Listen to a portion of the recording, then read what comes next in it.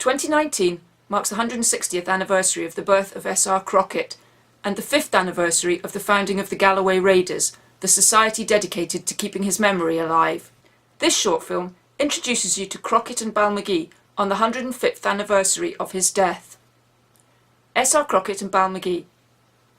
Balmaghie Kirkyard, the sweetest and the sunniest God's acre in Scotland, and since such things must needs be, doubtless a right desirable place for any tired wanderer's resting grave. So wrote Samuel Rutherford Crockett, who was born locally at Little Duchry on September the 24th, 1859, and went on to become one of the best-selling authors of the late 19th century. Many of Crockett's family are buried in the kirkyard, but as a boy, Crockett went with his Cameronian grandparents on the 20-mile round trip to the Free Kirk in Castle Douglas every Sunday.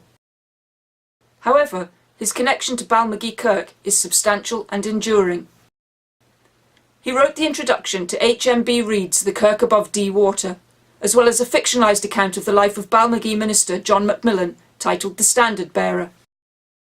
And a chapter in his 1904 work Raiderland gives a warts-and-all humorous account of the place and the people he knew and loved as man and boy. Many of his novels and stories feature the Glen Kens, and 2019 sees not only the 105th anniversary of his burial at Balmaghie Kirk on April the 24th, but it's the 125th anniversary of no fewer than 4 of his Galloway-based works, and the 120th anniversary of 3 more novels. It is also the 160th anniversary of his own birth. In April 1914, after dying in France, his body was brought back for burial in the kirkyard according to his wishes. When the years are over, many or few, and our Galloway requiem, say he's won a war, is said of me, in the high corner I should like to lie, among the dear and simple folk I knew and loved in my youth.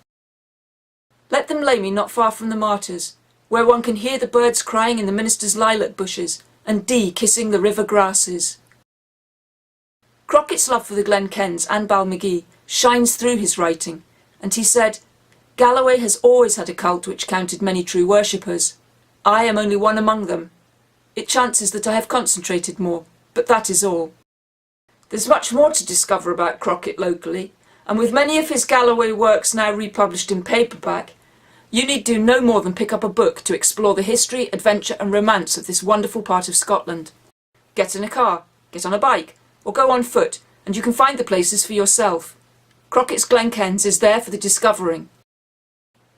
And if you need some help, my books, Discovering Crockett's Galloway, Volumes 1 and 2, will help you on your way.